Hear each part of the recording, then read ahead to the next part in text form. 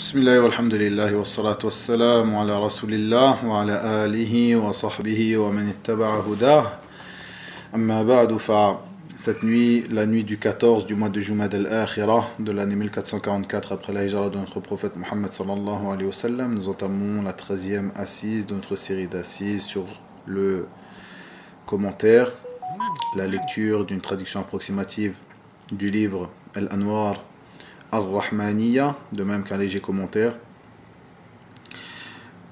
Donc ce livre écrit par Cheikh Al-Allama Abdurrahman ibn Yusuf Al-Ifriqi, dont nous avons donné en titre, ou comme titre, dans une traduction approximative en français, les lumières sur la voie Tidjane.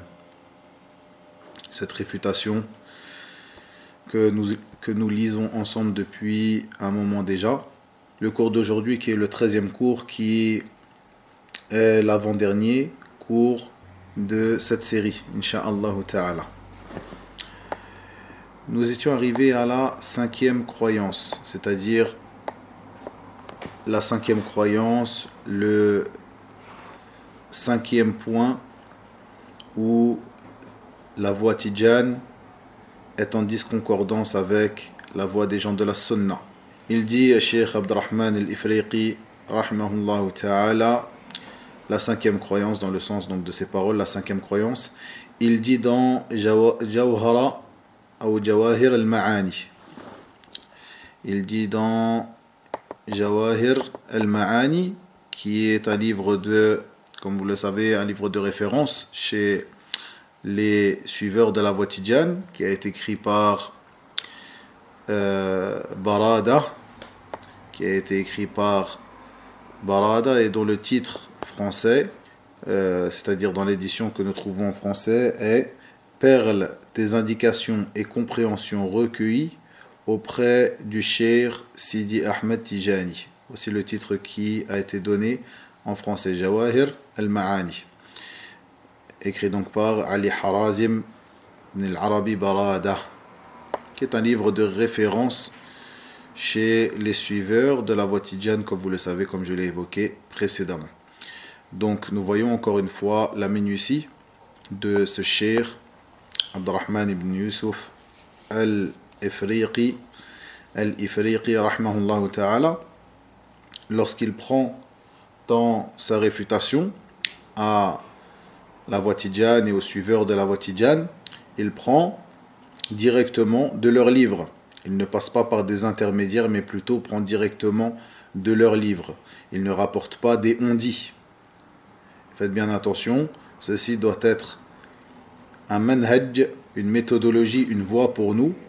Lorsque tu souhaites, afin d'appeler les gens qui sont autour de toi, qui peuvent être tombés dans un égarement, qui peuvent suivre une voie égarée, tu te dois de suivre la voie de ces savants, les savants de la sunna, c'est-à-dire ne pas rapporter des on-dit, car ceci, sans aucun doute, fera fuir les gens de ces groupes, les suiveurs de ces groupes, c'est-à-dire que cette manière de procéder fera fuir ces personnes-là et les amènera à ne pas écouter la vérité que tu as, car sans aucun doute, les gens de la sunna sont sur la vérité, mais le problème peut se trouver dans la manière d'exposer cette vérité. Et le fait de rapporter des on-dit, le fait de rapporter des histoires, et parfois sur un ton moqueur sur les suiveurs de certaines sectes et de certains groupes égarés, ceci lorsqu'une personne qui aura un penchant vers ce groupe, ou même un suiveur de ces groupes égarés, lorsque cette personne-là t'entend parler de la sorte, ceci ne le poussera pas à rechercher la véracité de tes paroles. Et il n'y a pas non plus dans cette manière de faire une garantie que tu rapportes des paroles véridiques. Alors que lorsque tu suis cette méthodologie, la méthodologie des savants de la sunna, comme ici par exemple chez Abdurrahman al-Ifriqi, tu rapporteras directement des livres de ces personnes. Et ceci ici, bien sûr, comme je l'ai répété à de maintes reprises, n'est pas un appel de lire dans les livres de ces personnes-là. Walhamdulillah, les savants de la sunna t'ont exempt de perdre ton temps et ta religion en lisant, toi qui fais partie des gens de la masse, ou parmi les étudiants en sciences débutants, ils t'ont exempt de lire dans ces livres. Ceci ne t'est pas permis, et alhamdulillah, ils ont lu dans ces livres et sorti pour toi les égarements qu'il y a dans ces livres. Donc lorsque tu lis ces livres de réfutation, alhamdulillah, ceci t'empêche de, ou ils te suffisent, les savants de la sunna, par ces livres de réfutation, ils te suffisent de lire dans les livres des gens de l'égarement, chose qui est très dangereux pour les gens de la masse comme pour l'étudiant en sciences débutant. Ceci ne t'est pas permis. Plutôt lorsque tu lis dans ces livres très importants, ces livres de réfutation, ces livres par lesquels ces savants défendent la religion d'Allah tabaraka wa ta'ala, ils défendent la sunna de notre prophète Muhammad sallallahu alayhi wa sallam, eh bien ils te rapportent directement de ces livres des gens de l'innovation les parties qui sont des parties sur lesquelles il y a des choses à redire, et ils réfutent ces points directement, ce qui te suffit d'ouvrir même ces livres des gens de l'égarement. Mais tu te dois de prendre cette méthodologie. Donc lorsque tu réfuteras ces sectes et ces groupes à ton niveau, auprès ou pour les gens de ton entourage qui se trouvent auprès de toi, eh bien tu rapporteras simplement ces paroles-là. Mais tu te dois d'être minutieux comme ces savants et donc de rapporter ces paroles directement venues de ces livres et non des on-dit. On dit, il m'a été rapporté, tu rapportes ces histoires bien souvent abracadabrantes des suiveurs de ces sectes, et tu rapportes ces histoires sur un ton moqueur. Non, ce n'est pas comme ça que tu dois faire. Ce n'est pas comme ça que tu dois faire. Plutôt, tu suivras cette méthodologie des gens de la sunna, de rapporter directement de leurs livres. Ceci donne une garantie que tu n'as pas menti sur eux pour la personne qui va t'écouter. Et ceci est la minutie qui t'est demandée à toi, la personne qui s'apparente aux gens de la sunna, à toi le salafi, qui s'apparente à ce manhaj, mubarak. Et non de dire, ah, ils font comme ceci, ah, ils font comme cela, et de jeter des paroles, comme on dit, des paroles c'est-à-dire sans preuve, des paroles qui ne tiennent sur rien. Il dit donc, écoutez, il dit dans Jawahir al-Ma'ani, à la page numéro 115, donc ici de l'édition dans laquelle a pris le Cheikh Abdurrahman ibn Yusuf al-Ifriqi, rahimahullah ta'ala,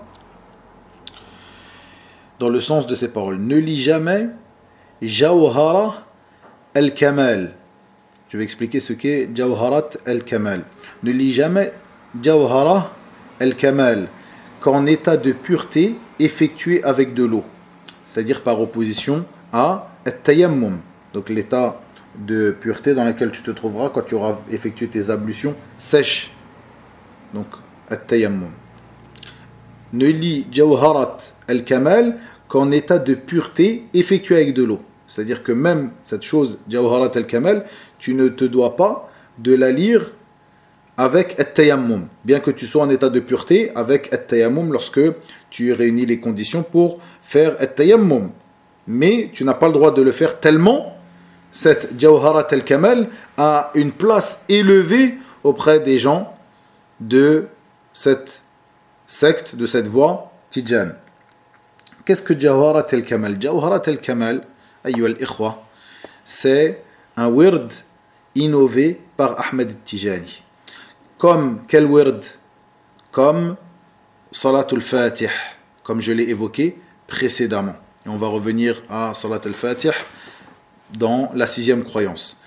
Mais comme ce wird Salat al-Fatih, Jawharat al-Ma'ani, comme d'autres awrad, et sans aucun doute la secte Tijani se démarque des autres voies soufis par le grand nombre de awrad qu'ils ont inventés.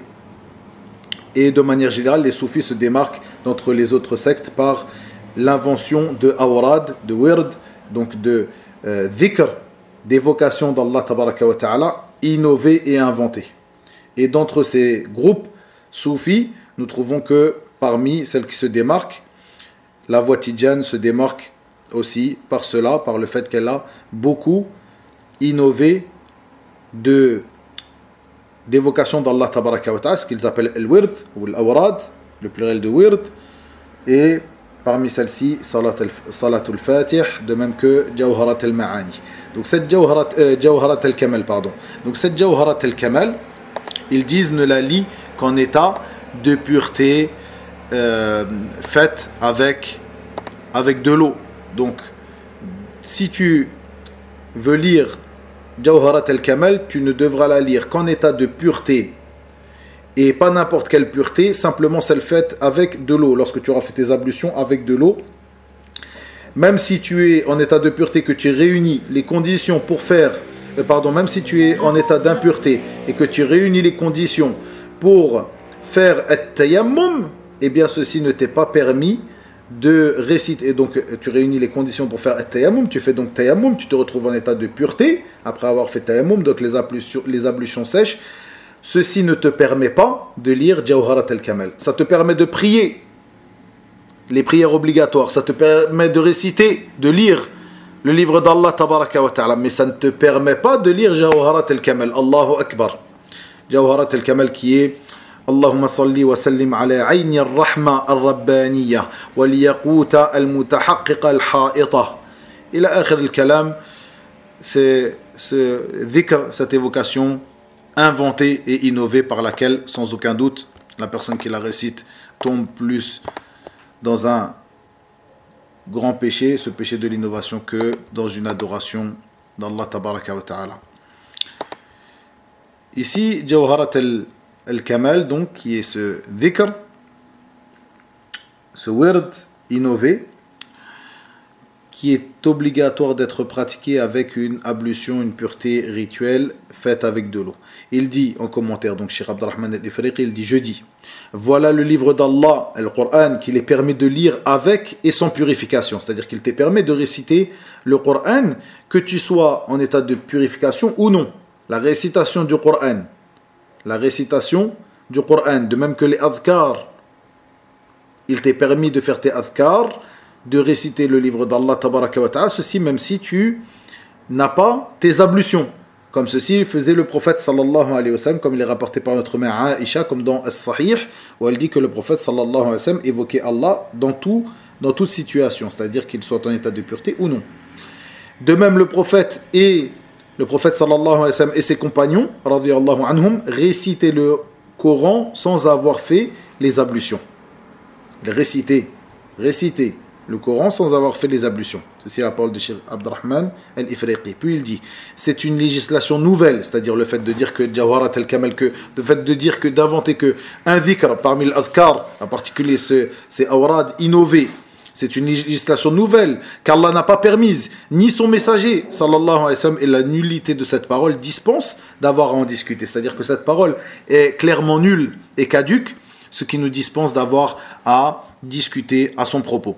Je rapporterai juste ici quelques points, quelques mérites qu'ont inventé les suiveurs de cette voie concernant ce wird. Vous vous rappelez les mérites de Salat al-Fatih, à laquelle nous allons venir dans la croyance qui arrive, qui ont été rapportés par le shir dans la deuxième croyance.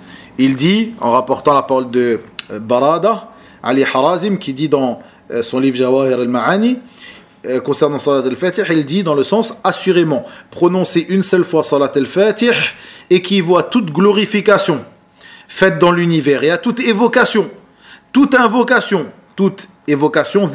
toute invocation de dua, grande ou petite. De même, elle équivaut à 6000 fois l'arrestation du Coran. Allahu Akbar.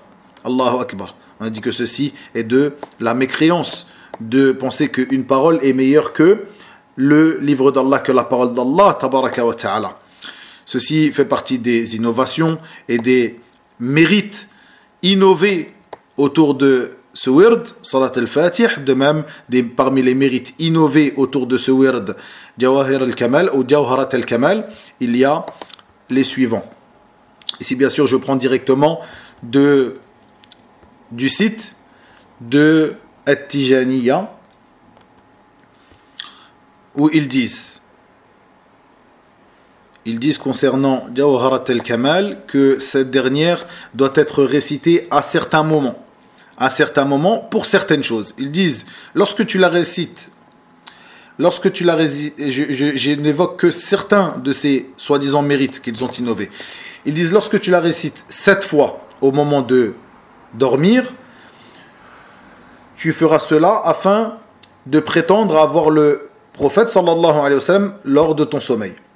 Ils disent, lorsque tu la récites 3 fois après chaque adoration, ceci sera une compensation pour le manque d'humilité dans tes adorations. Allahu Akbar. Le prophète sallallahu alayhi wa sallam, après chaque prière, avait l'habitude de dire Astaghfirullah, Astaghfirullah, Astaghfirullah, Allahumma anta salam wa minka salam, tabarakta ya dhal jalali wal ikram.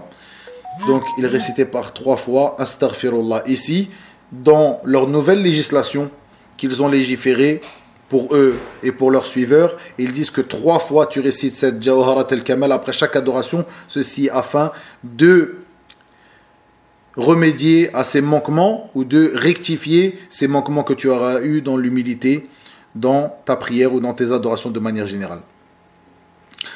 De même, lorsque tu le récites 12 fois, eh bien, ceci équivaut à la récompense que tu aurais de visiter les messagers, les prophètes et les pieux. Lorsque tu le récites 65 fois, tu auras telle et telle chose. Lorsque tu la récites 500 fois, de nuit et de jour, tu auras telle et telle chose, etc., etc., etc., parmi ces choses innovées. Et parmi ces choses, par exemple, ils disent, celui qui la récite 7 fois, qui la lit 7 fois, Jawharat al-Kamal, ou plus, cette personne-là, l'âme du prophète Muhammad sallallahu alayhi wa sallam assiste à sa récitation, de même que l'âme de ces 4 califes bien guidés, du moment qu'il continue à la réciter. Allahu Akbar. Allahu Akbar. Regardez quels égarements ces personnes, ou dans lesquels ces personnes sont tombées, et ces égarements qu'ils ont légiférés à leurs suiveurs ou pour leurs suiveurs. La 6e croyance, il dit, donc Cheikh Abdurrahman dit, rahimahullah, il dit dans Al-Ifada Al-Ahmadiyya. Vous vous rappelez Al-Ifada Al-Ahmadiyya, nous avons déjà évoqué que ceci est aussi un livre de référence chez les adeptes de la voie Tidjane, et la personne donc qui rapporte dans ce livre, celui qui a écrit ce livre, rapporte des paroles de Ahmed Tijani dans ce livre. Donc c'est un recueil de paroles de Ahmed Tijani. Il dit donc dans l'Ifad al-Ahmadiyya, la page 57, le messager d'Allah sallallahu alayhi wa sallam m'a interdit, donc ceci est une parole de Ahmed Tijani, donc celui qui a écrit l'Ifad al-Ahmadiyya rapporte une parole de Ahmed Tijani, s'il dit dans le sens, le messager d'Allah sallallahu alayhi wa sallam m'a interdit d'invoquer Allah par ses plus beaux noms, et il m'a ordonné de me tourner vers Salat al-Fatih. Allahu Akbar. Donc Ahmed Tijani, le fondateur de la voie Tidjane, prétend ici que le messager d'Allah sallallahu alayhi wa sallam lui a interdit d'invoquer Allah par ses plus beaux noms. Allahu Akbar. Et il prétend qu'il lui a ordonné de se tourner vers Salat al-Fatih, donc pour évoquer Allah tabaraka wa ta'ala. Allahu Akbar. Car comme vous vous rappelez sûrement, Ahmed Tijani a prétendu que le prophète sallallahu alayhi wa sallam est venu le voir en rêve, que le prophète sallallahu alayhi wa sallam est venu le voir alors qu'il était éveillé. Il l'a vu alors qu'il était éveillé, qu'il lui a ordonné de l'évoquer, d'évoquer Allah tabaraka wa ta'ala par Salat al-Fatih, et de prier donc sur lui, sur le prophète sallallahu alayhi wa sallam par cette Salat al-Fatih, et il lui a ordonné d'autres choses, comme parmi ces choses, donc parmi ses ordres soi-disant, le fait qu'il lui a interdit d'évoquer Allah par ses plus beaux noms, mais plutôt il l'a ordonné de se tourner vers Salat al-Fatih.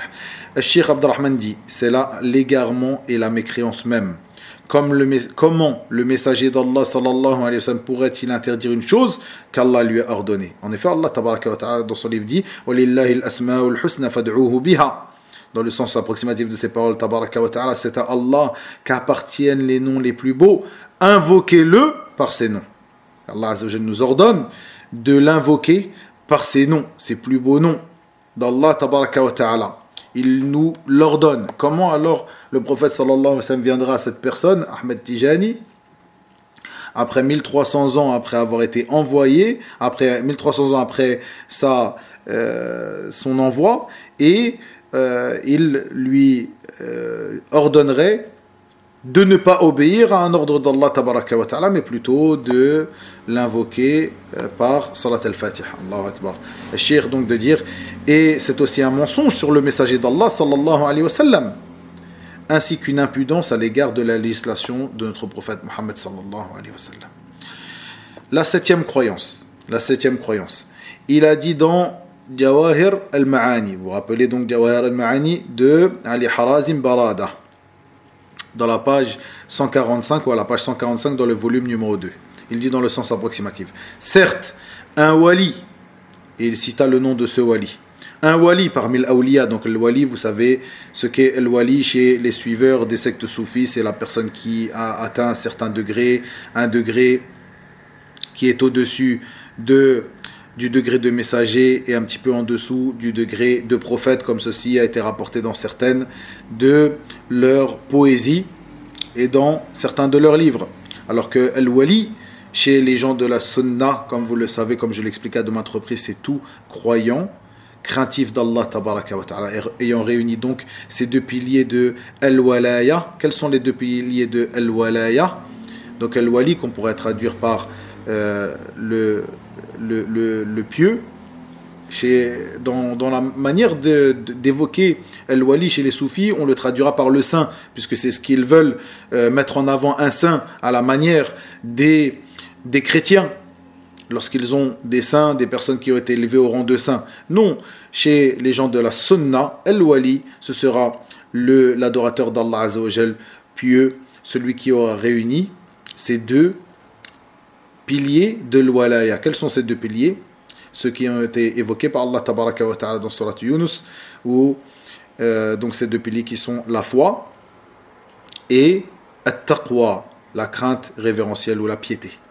Ala inna awliya Allah la khawfun alayhim wa lahum yahzanun alladhina amanu wa kanu yattaqun.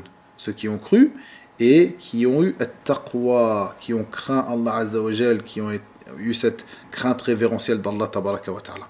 Donc Al-Wali chez les gens de la Sunna, celui qui a réuni ces deux piliers de Al-Walaya, donc Al-Iman wa Taqwa, la foi et cette crainte révérentielle.